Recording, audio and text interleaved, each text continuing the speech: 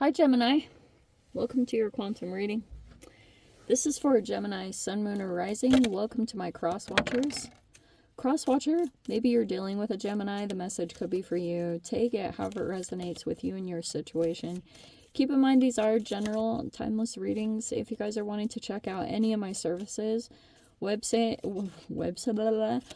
is located down below in the description box. And Instagram.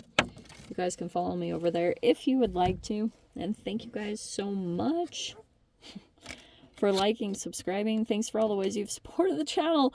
This is so good. Okay, wow. We've got the Sun card. So, you've got Sun. We have positivity, success, productivity, achievement, abundance. That is the most positive card in the deck. So, you have a lot of positivity coming in, yeah? And now, the wheel is turning. So, I feel like things are about to get more positive. You might be looking at a situation, you might be more optimistic, looking at the glass half full, dare I say. But things look actually pretty good, or like maybe there's an expansion happening for you. And that could be making you feel really positive. But Jupiter is also good luck, so you guys might have just good luck on your side at this time. So I would stay positive. Nothing to worry about. Okay, Pluto. It is very interesting that Pluto's coming in here. Because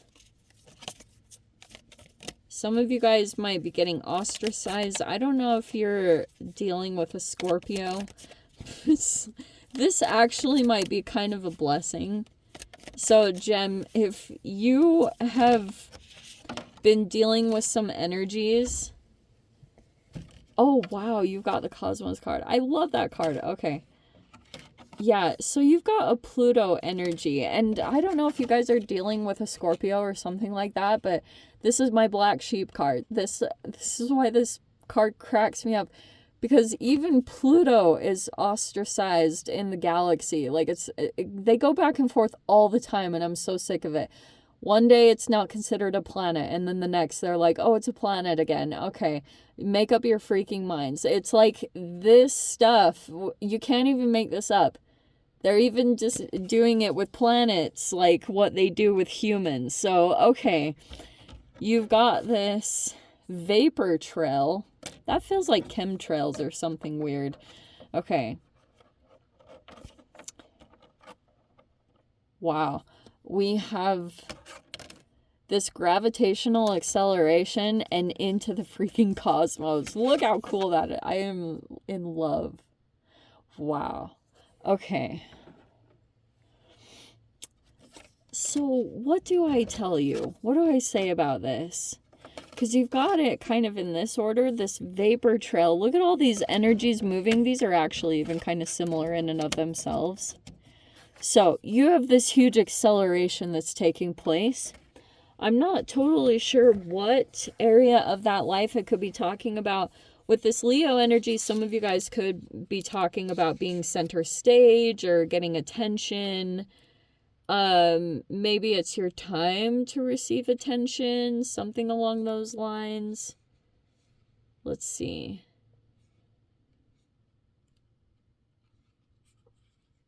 I want to make sure that because I was going to go all into these chemtrails, but that's my own reality stuff. The past left its mark in the sky. That is kind of like chemtrails. And so when you see a vapor trail in the sky, it's actually talking about the trail in the air left behind a moving body. So it's like a sign or a signal of an event that happened in the past, despite its appearance. It does not pollute the ecosystem. Okay, so this is different than a chemtrail because it's not supposed to contaminate anything energetically. So we'll leave that part out. So you've got some kind of movement, or I think it's a little too unscientific for my taste, to be honest. Like, I want something a little bit more scientific with that definition. But you have something that kind of left its mark, as that maybe my interpretation of that. So something in the past left its mark. Okay. Let's just say that. The gravitational acceleration is like a force that makes an object move towards the core of a celestial body. So it dispenses with the possible atmospheric resistance, and it constantly increases speed, right? So you could be going against. This is clear direction and force of action, but you could be. So you have this gravitational acceleration and how we have gravity that's kind of integrated into this. It's kind of like you're working against some kind of force that is pulling you, like gravity, okay? Because you've got this acceleration that's going to happen over the next little bit, whatever is taking off. It could be from you doing maybe positive affirmations or intentions. I think just even the elevation of your mood or being able to be positive, that's going to seriously like accelerate. Both of these are kind of this similar energy that you've got like a force that could feel like it's pulling at you a little bit. This ostracism, for those of you, that it might not feel the best, but you're being ostracized from a particular situation because you're literally meant to go through an acceleration. And those energies, maybe on some kind of weird level, they knew it, like their higher selves. And so if people are kind of pushing you out of an environment, it's because you're supposed to go through some kind of acceleration or expansion, and you kind of have to go through this process on your own. So you have the Ten of Cups at the top. This is going to be an interesting reading because you have, interestingly, I'm going to put the Devil. No, I saw it in the middle. I was like seeing the lineup. And then we've got, okay, let me play all these out. We have the Moon, which could be some kind of telepathic or psychic connection. Not going to deny that at all.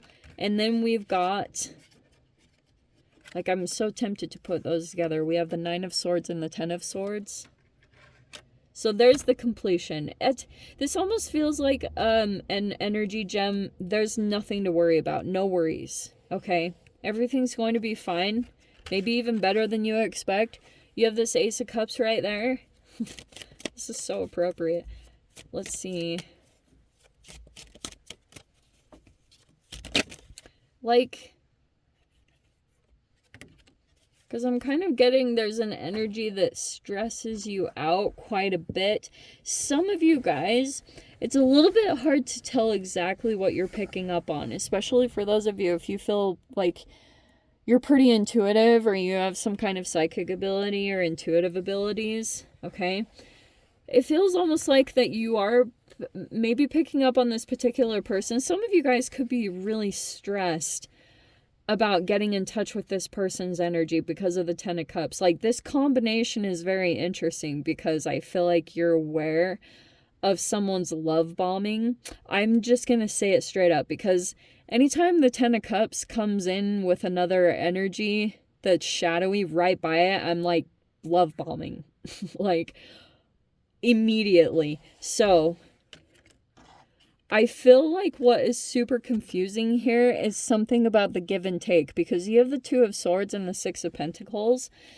I feel like there's kind of some confusion about this person's, like, either their generosity, because you might be looking at this person and you're kind of like confused because this generosity, it feels very generous, but some of you guys could be still in the state of a codependent or toxic relationship that you had dealt with, and now you are feeling really confused about those give and takes in relationships.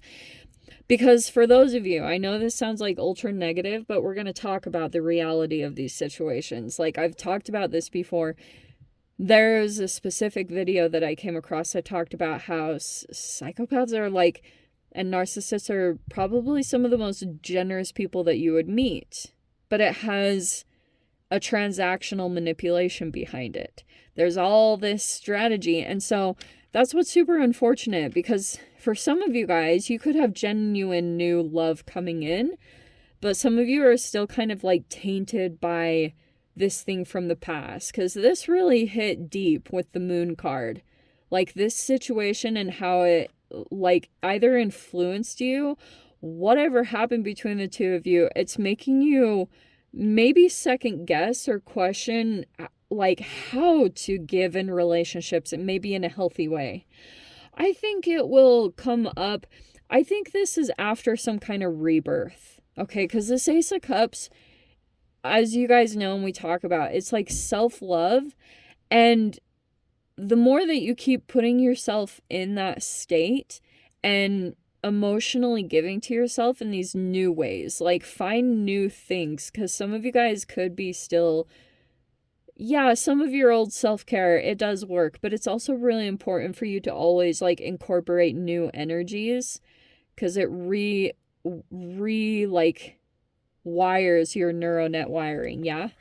So this Cosmos card is really freaking cool, because it's kind of like enjoy the wonder of total order. Oh, I love that so much. Cosmos is like a universal order and a harmony. It's opposite to chaos. And so some of you guys, it's kind of like this process might feel a little bit chaotic, but it's trying to put you back together in a particular area of your life.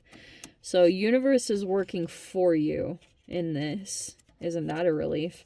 See, what's going on with this Pluto energy? We have Pluto and Mars.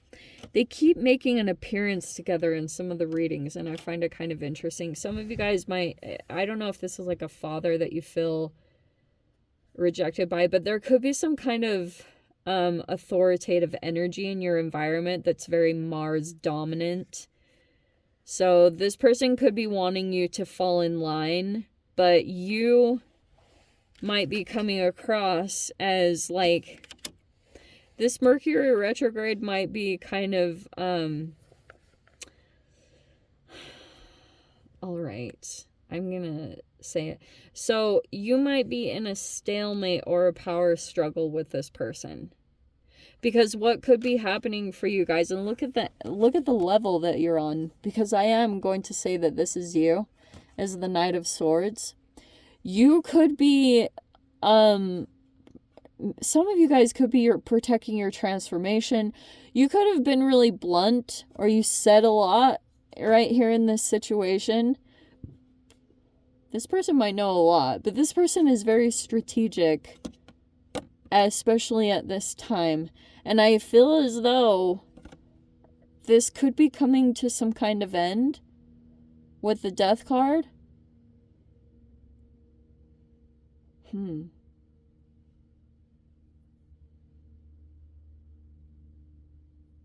I'm not totally sure. Some of you guys are kind of like,